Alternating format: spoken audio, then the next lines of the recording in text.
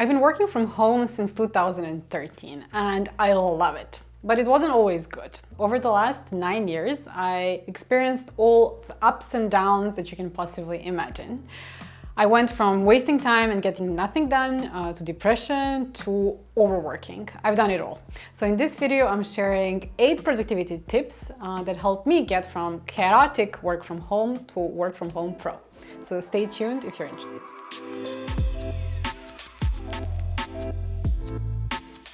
My name is Jelena and I'm a VP of product in a cool startup during the work week, and on weekends I share my passions for product management, personal productivity and remote work on this channel. If this is something that you enjoy, please consider subscribing.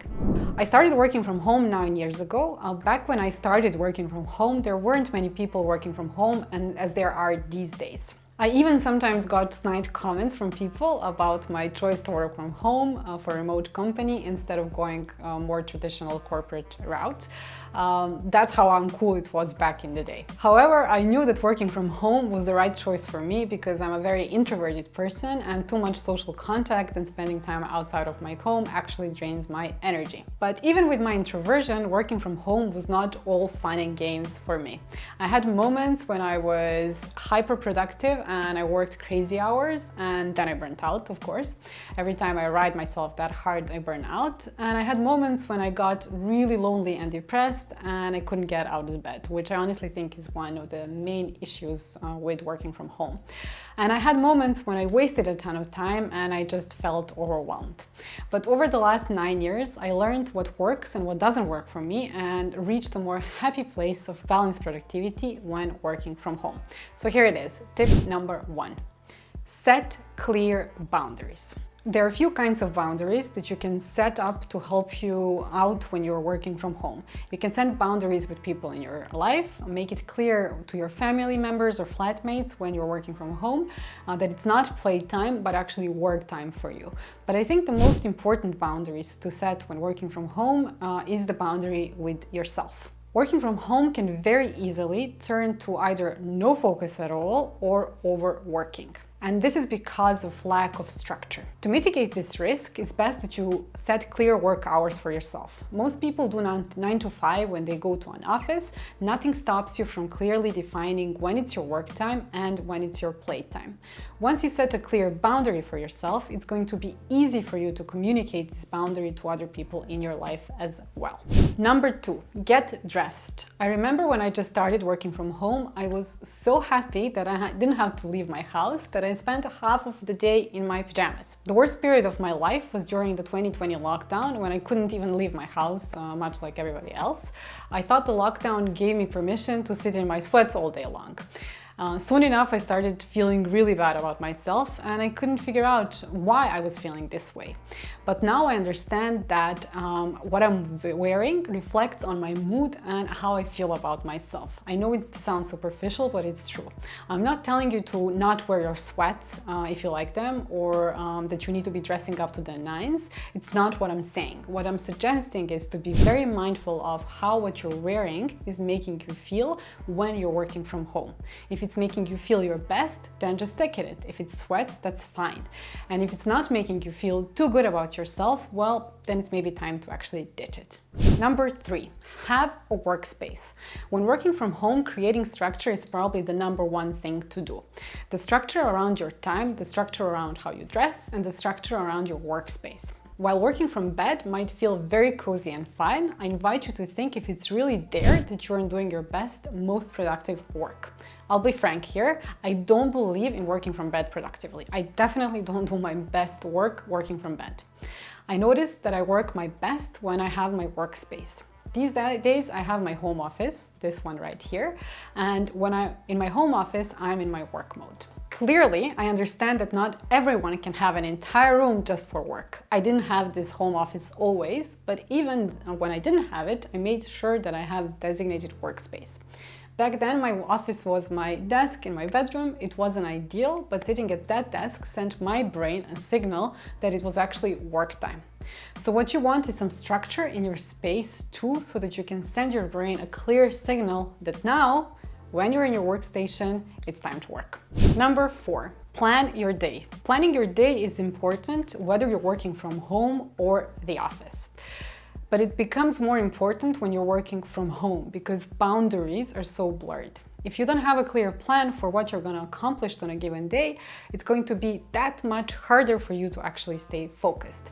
When you're working from home, you might get an idea to do your laundry, clean up, watch some TV, or play with your pet. Well, there's nothing wrong with playing with your pet. If you don't have a clear plan for the day, the chances of you getting bogged down in something that you don't need to be doing right now are that much higher. So having a clear plan for what you need to get done will help you not get distracted. Number 5. Use your most productive time. I truly believe that everything we do, if it is to be sustainable, it must feel easy if we're to keep doing it. We'll abandon anything that feels like an uphill battle just because we're wired that way. However, it doesn't mean that when we're facing a challenge, we should just drop it because it's hard to solve. No, this is not what I'm saying. What I'm referring to is the way we approach things. So for example, if you're facing a challenge, there's a difference if you're going to approach it from a place of fear and panic as opposed to approaching it from a place of calm and focused action. So when working from home on your most important focus task, use the time of the day when you're feeling most productive to get it done. That's when it will feel easy. I like the Eat the Frog concept by Brian Tracy, which is about doing the most important task first thing in the morning when you're most focused. For me, I know I'm feeling my best in the morning, and that's when I do my most important work. I know that if I leave that work for later in the day, it's going to be that much harder for me to actually get it done. So when working from home, use the power of your most productive time to work on your most important tasks of the day because it's going to feel easier this way. Number 6, take breaks. I noticed a huge difference in my level of productivity when I was working from home as opposed to when I'm working from an office. 8 hours in the office and 8 hours at home are not the same 8 hours. This is of course only true if you're actually focused when you're working from home. When you're working from office, you're probably getting interrupted by your colleagues. On average, we get interrupted every 11 minutes at work. It can take up to actually 15 minutes to regain focus, so that's a lot of lost time. Also, there are more social interactions when you're in the office than there are when you're working from home, and obviously there's nothing wrong with this. But when you're working from home, interruptions are rare and you probably don't have so much social contact. This means that you're actually working more. That's why it's good to be aware of this and take regular breaks to rest from your work. When I plan my day, I like to work in 90-minute intervals. After each interval, I take a 20-minute break to rest, recover before I move on. So when working from home, take breaks regularly because you actually need them. Number 7, plan your meals. Meals were giving me a lot of headaches when I was working from home before. Lunchtime would come and I'd realize that I need to make food or I need to order it, and often at that point I'd feel so hungry that I just panic. I wasn't in the mood to cook and interrupt my workflow, and I was often too hungry to wait for a delivery to arrive.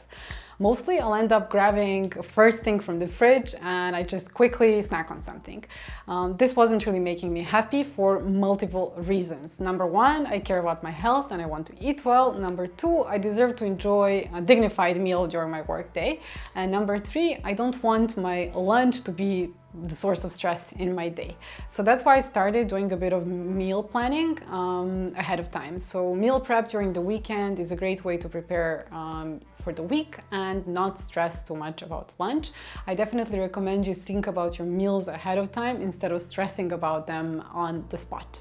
Number 8, get out of the house. If you take anything out of this video about working from home, it's to get out of the house as much as possible.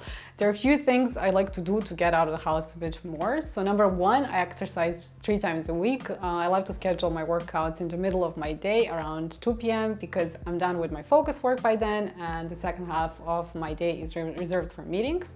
So going to the gym for an hour is a great way to help me split my day into 2 halves and get out of my house. The second thing I like to do is go to work from a co-working on average 2 times a week. Sitting at home alone all day long for a prolonged period of time honestly is not making me really feel great, and I guess it's not making you feel great either. So going to a co-working helps me connect with the community there, and some of the people from my team are also working there, so that can be quite fun. And finally, at a minimum, I love to go out for a walk or meet with friends after my workday is over.